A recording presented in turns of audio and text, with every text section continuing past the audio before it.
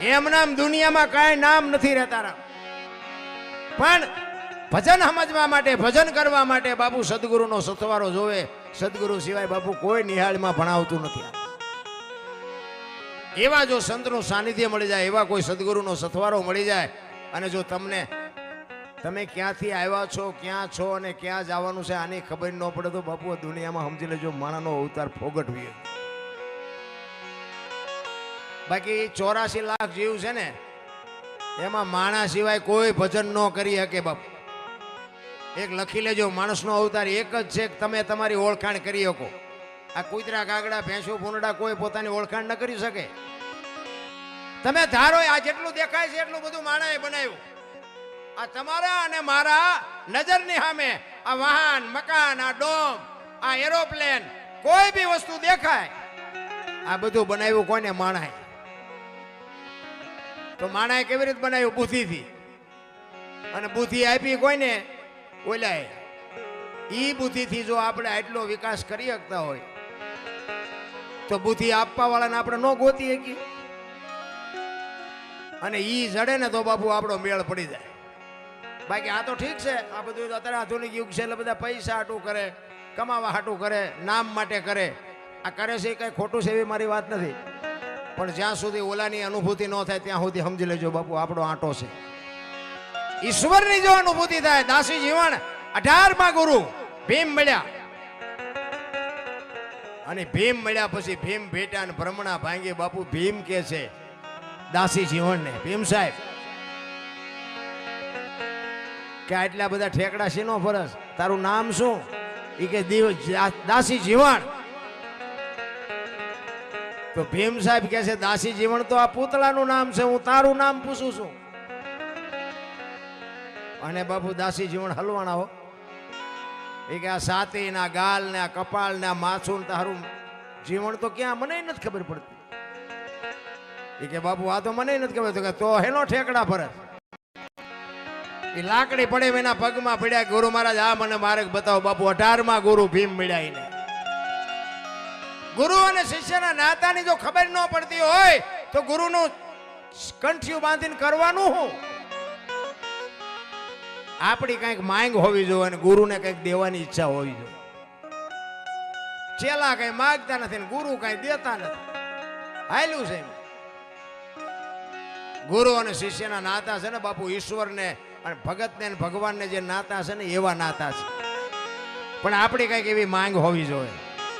એનો એક તમને દાખલો રામાયણનો આપું. સબરી એક ભીલની દીકરી હતી. વિચાર કરજો, 10-12 વર્ષની દીકરી, વગડામાં જેનું જીવન, માલ ઢોર ને પશુ જેવું જેની જિંદગી, કોઈ અભ્યાસ નહીં, કોઈ ભણતર નહીં, કોઈ વેદ શાસ્ત્રનું જ્ઞાન નહીં. અને એના ગુરુ માતંગ ઋષિ એને કીધું બેટા અહીં બેહી જા, વેલો મોડો રામ આવશે. અને એક જ શબ્દ પકડીને 8-10 વર્ષની દીકરી બેહી ગઈ. હો ભાઈ, રોજે રોજ આંગણું વાળે સાફ સૂફ કરે અને રાહ જોઈને બે કે હમણાં આવશે, હમણાં આવશે, હમણાં આવશે. હાંજ પડે એ કે આજનો આવ્યો કઈ નહીં, કાલ આવશે. બીજે દી પાછો ઈનો ઈ પ્રોગ્રામ કે આજનો આવ્યો કઈ નહીં, કાલ આવશે. ચાંદીના પતરા જેવા વાળ થઈ ગયા, 60-80 વર્ષની ઉંમર થઈ ગઈ. અને બાપુ આમ નેજવા કરી કરીને જોવે કે મારો રામ કેદી આવશે. પીડા જાગવી જોવે અંદરથી બાપુ, પીડા જાગવી જોવે. ચિત્તની શાંતિ, મનની પ્રશંસા, દિલની દાતારી, ગુમડાની રૂજ અને ટાઢિયા તાવની ટાઢી એટલું માલકોરથી ઉગે. ગુમડાનું છે ને દવા લગાડવાની હોય ઉપરથી, મટે માલપાથી. આ ભજનનું એવું ઊંધું છે એટલે નથી સમજાતું. સબરી રાહ જોઈને કહે છે કે મારા રામ હજી કેમ નો આવ્યો, મારે જવાનો સમય થઈ ગયો. છેલ્લી ઘડી, છેલ્લી અવસ્થા. અને રામચંદ્ર પરમાત્મા અને લક્ષ્મણ જતી બે માં ભગવતી સીતાની શોધ કરવા માટે નીકળ્યા. અને સબરીનો મલક આવ્યો ને, ત્યાં આવી અને જોવે પ્રકૃતિ બાપુ રામનું ભજન કરતી હતી. ઝાડવાના પાંદડા રામ રામ રામ બોલતા હતા. લક્ષ્મણ રામચંદ્ર પરમાત્માને કહે છે મોટા ભાઈ આ કયો મલક આવ્યો, અહીં તો પ્રકૃતિ તમારું ભજન કરે છે. ત્યારે રામચંદ્ર પરમાત્મા કહે છે લક્ષ્મણ, ઓલી ઝૂંપડી રહીને એમાં એક ભીલની બાઈ મારા નામના જાપ કરે છે, જા જોતો એ શું કરે છે. અને લક્ષ્મણ અહીંયા ગયો ને, શેષનાગનો અવતાર પણ બાપુ ભક્તિ સબરીની જોઈને ધ્રુજી ગયો ભાઈ. અરે તારી ભલી થાય તારી, મારા ભાઈના નામ ઉપર આને આટલી જિંદગી ઓળ ઘોળ કરી નાખી. નેજવા કરી કરીને જોતી હતી કે મારા ગુરુએ કીધું છે રામ આવશે, હજી નો આવ્યા. હું મારા ગુરુને પૂછવાનું ભૂલી ગઈ કે રામે કેવા કપડા પહેર્યા છે, રામ શું વાહન લઈને આવશે, રામ કયા રસ્તેથી આવશે, આવું તો મેં કઈ પૂછ્યું નહીં. રામ નહીં આવે, એ નહીં આવે એમ કે અંદરથી અવાજ આવે, મારો ગુરુ બોલ્યો એ જિંદગીમાં કોઈ દી ખોટું પડે નહીં. રામ ગુરુ મહારાજ ઉપર બાપુ જો ભરોસો હોય તો ની વાત છે. લક્ષ્મણ અહીંયા આવી અને ઉભો છે અને ઉભો ઉભો જોવે છે અને સબરી માં ગાય છે, હળવી હળવી ગાતી હતી. શું ગાતી હતી? ઠાકર મને તો મેલ માઠેલી અને તો એ કાનનો બેલી, અમે તારા યાદ કેવાઈ, બીજા કે નાયાસ રે જાય. અમે તો તારું અંગ છે. સબરી કે છે એક માણા હોય તેની એકાદી આંખ નો હોય, હાથ નો હોય, એકાદો પગ નો હોય તો બાપુ માણા કેવો લાગે? સબરી કે છે અમે તો તારું અંગ છે, જો તું અમને નહીં મળી તો તું ભૂંડો લાગીશ. એટલે કે છે તું જો અમને મળી નહીં તો બાપુ તું ભૂંડો લાગી. સબરીની બાપુ વેદના, નવધા ભક્તિમાં જેનું નામ લખવું પડે મહાપુરુષોને તમે વિચાર તો કરો. કાલા ઘેલા અમે એ તારા કેવાય ન જપીએ તારા આઈ જા. એ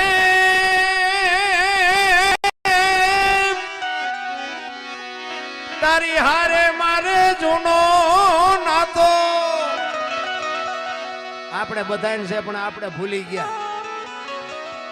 આ નાતો છે એટલા ત્યાં ભેગા થયા છીએ તોય ભૂલી જાય છે. તારી હારે મારે નાતો એ હવે બીજે ક્યાં જાવું બાપ. ઠાકર મને મેલ માઠેલી, તું છો એ કાનનું બેલી. મધ દરિયામાં એ મારું વાણ પીડ્યું છે ને થાય છે હાલકનો.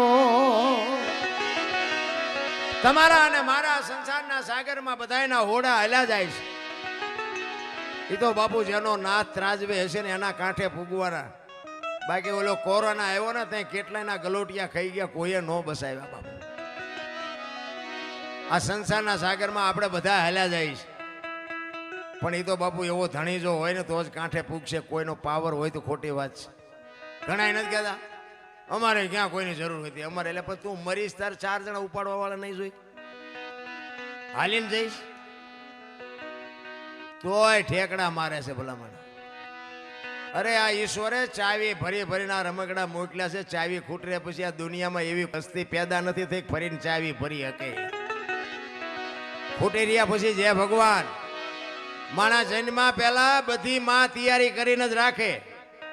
ઘોડિયાન ખોયાન ગોદડાન બધું માએ રેડી કરી રાખ્યું હોય. મને ભગવાન દીકરો દીકરી 2 દી 5 દી પછી આપશે. માએ બધી તૈયારી કરી રાખી. અને જે દી આ દુનિયા છોડીને જાવ ને તે દી દુનિયાએ બધું તૈયાર જ રાખ્યું હોય. લાકડા તૈયાર હોય, ઉપાડનારા તૈયાર હોય, ગોઠવનારા હોય, દિવાળીઓ મૂકનારા હોય, ઘોંકા મારનારા હોય. તા પહેલી ને છેલ્લી 2 તૈયારી છે તા વટલી નહીં કરી રાખી હોય. પણ હું હોય તો થાય. એટલે ભાઈ તારા જેવા તો કેટલાય આવીને વિયાઈ ગયા. બધું એમનામ જ હાલે છે. ખબર જ નથી ભલામણા.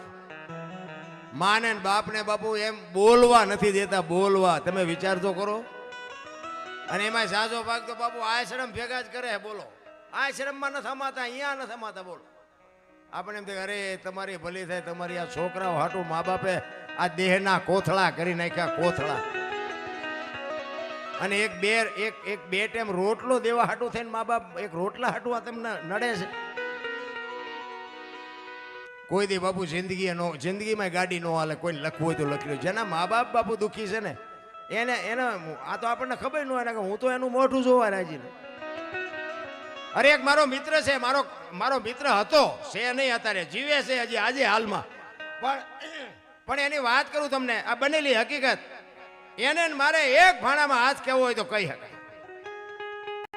અને ક્યાંક બહાર ગયા હોય ને તો અમારે ફોનથી કોન્ટેક્ટ થાય, અને ગામમાં હોય ને તો અમારે જેટલા દી ગામમાં હોય ને ત્યાં સુધી ડેલી અમારે ભેગું થવું પડે.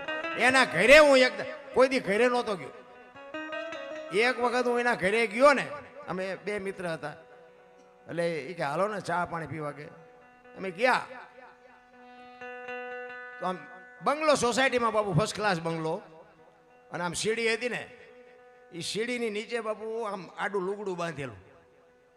એટલે મને એમ કે બંગલો સારો છે એટલે એમાં લાકડા બાકડા સાણા બાણા કંઈક પડ્યા હોય તો મેં પેલું કપડું આડું રાખે, આ ખરાબ ન દેખાય એટલે. પણ થોડુંક આમ કપડું આમ ઓછું હતું ને તો અહીંયા મેં નજર કરી ને પગ દેખાતા હતા, પગ. મને એમ થયું કે મેં કીધું સારું કોઈક માણા હું તું મારી. મેં મારા મિત્રને પૂછ્યું, મેં કીધું સીડી હેઠ મેં કોઈક હૂતું છે, મને કે એની માં હશે. મેં કીધું હે કે હા એની માં છે.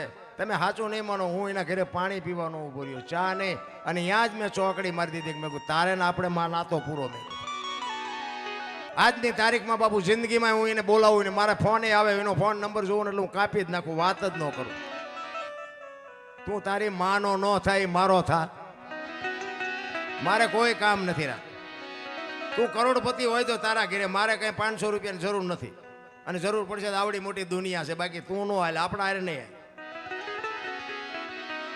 અરે બાપુ તમે વિચાર તો કરો, જે જનેતા 9 મહિના ઉદરમાં રાખે, એનું લાલન પાલન કરે, લોહીનું દૂધ કરીને પાય, હવે એને જો ન રાખે તો આપણી યાર ડઈ વાતો કરે તો આપણું શું એ રાખે? કોઈ એવા ભાઈબંધની જરૂર નથી ભલામણા. આમાં ગુરુ અને શિષ્યને શું સમજી શકે? તાકાત જ નથી ભલામણ. એનો એક નાથ સંપ્રદાયનો સાધુનો દાખલો તમને કહું, ગિરનારનો સંત વેલનાથ બાપુ નાથ સંપ્રદાય, જેનો ટોચનો સંપ્રદાય કહેવાય. નાથ સંપ્રદાય એટલે ગમે એનું રૂપ લઈ શકે. અહીંયા બાપુ સિંહ બનવું હોય તો સિંહ બની શકે. નાથ સંપ્રદાય અહીંયા સુધી આ ગોપીચંદ ને ભરતરી ને ગોરખ ને જાલંધર ને મચ્છંદર ને આ બધા છે ને બાપુ, એ નાથ સંપ્રદાય છે. એ વેલનાથ બાપુ એકવાર બાપુ આમ ભક્તિ દુનિયામાં ભિક્ષાવૃત્તિ માટે વિચરવા માટે નીકળે છે, અને એક ગામની માલિકો આવી અને કોકને કીધું કે ભાઈ મારે હરિહર કરવું છે, રાત રોકાવું છે, કોઈ ઘર ખરું? એટલે જુવાનિયાઓ હતા ને, જુવાનિયાઓને એમ કે આપણો રામલો કરીને કોળી છે ને, શિકારનો ને ચોરીનો ને એવો બધો ધંધો કરે. રામજી કરીને કોળી, ચુવાળિયા કોળી, ઠાકોર, તમારા આ બાજુ ઠાકોર કે. એટલે જુવાનિયાઓએ બાપુની મસ્કરી કરી અને રામલાનું ઘર બતાવ્યું. બાપુ આમ હાલા જાવ, એક રામલો કરીને છે ને, એના ઘરે બધા સાધુ સંતો આવે. બાપુ પૂછતા ગયા, રામલો બેઠેલો આમ ઓસરી ઉપર. એટલે અહીંયા બાપુએ જઈને કીધું કે ભાઈ રામભાઈ કોનું નામ? કે બાપુ મારું નામ સીતારામ. આવો. સીતારામ બોલ્યો ને બાપુ, એને નક્કી થઈ ગયું કે આને આંગળી પકડવા વાળો નથી, બાકી માણા તો આય છે. પણ શિકારીની વસ્તુ તો અહીંયા ખેડૂ હોય તો ખેડૂની વસ્તુ પડી હોય, શિકારી હોય શિકારીની વસ્તુ પડી હોય, માલઢોર હોય માલઢોરની વસ્તુ પડી હોય. એ શિકારની વસ્તુ જોઈ અને બાપુને ખબર પડી કે આ જોવાની આવે, મને અવળો ભરાયો છે, આ પાપી માણસ છે. એટલે બાપુએ કીધું કે મારે હરિહર કરવું છે ને રાત રોકાવું છે. એટલે રામલો ના પાડે છે કે બાપુ હું તો એક પારધી જેવો છું, હું તો પાપી છું, હું તમને રોટલાની વ્યવસ્થા કરાવી દઉં પણ મારા ઘરનું નહીં. અને પછી બાપુએ કીધું કે નહીં, તારા જ ઘરનું ખાવું છે. એ રોટલા બનાવ્યા, ખાધું, હાંજ પડી વાળું કરી અને ફળિયામાં ખાટલા નાખીને બેઠા છે. અને રામલો કહે છે કે બાપુ અમે તો પારધી જેવા પાપી છે, તમે કંઈક બે હારી વાતો કરો, અમારો કંઈક ઉદ્ધાર થાય. એટલે બાપુ સત્સંગ કરે છે, બધા આજુબાજુમાંથી 15-20 માણસો આવીને બેઠા છે, સાંભળે છે. રાતના 12-1 વાગ્યાનો સમય થયો અને રામલાનો છોકરો બહાર વાડામાં ગયો. એ વાડામાં બહાર જયો, એમાં એરું અડી ગયો, એરું આભડી ગયો. દીકરો સકરી ખાતો ઘરમાં આવ્યો. અને ઘરમાં આવ્યો ને બાપુ ખોળિયામાંથી જીવ નીકળી ગયો. રામલાના પત્ની અંદર છે, ડાયરામાં રામલો બેઠો છે. અને આમ ઈશારો કરીને કીધું કે અહીંયા આવો. તો રામલો અંદર ગયો. એ કે આપણા દીકરાને એરું કરડી ગયું, દીકરો ગુજરી ગયો. રામલો કે જો આપણે ઘણાના જીવ લઈ લીધા છે, આપણા ઘરે એક સાધુ આવ્યો છે, સવાર સુધી હું કરો ન કરતી ને તને મારી નાખીશ, ભલે હુઈ ગયો, ભલે વિયો ગયો. એ કે ઢાંકીને મૂકી દે, સવારે જે વિધિ થાય એ કરી નાખશું. જો આ સંતની તાકાત. એને ઢાંકીને મૂકી દીધો ને સવારના 3-4 વાગ્યાનો સમય થયો ને, આજુબાજુમાં ખબર પડી કે રામલાનો દીકરો ગુજરી ગયો, રામલાનો દીકરો ગુજરી ગયો. ફાળિયા ખંભે કરી કરીને બધા મીંડ્યા આવવા.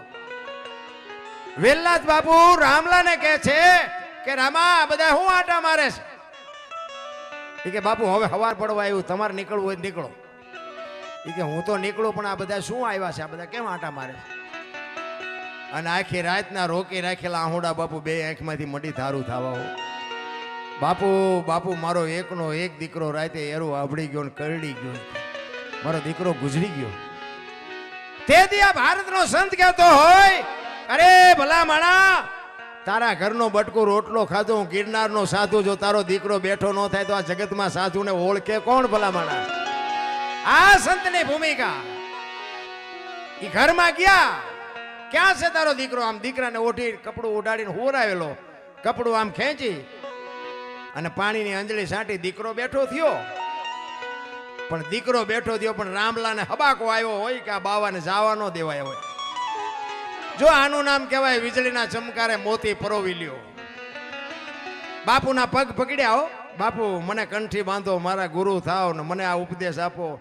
બાપુ કે ભાઈ સમય સમયનું કામ કરે, મને જવા દે, તું તારું કામ કર, મને મારું કામ. કે ના બાપુ, હું તમને જવા નહીં દઉં.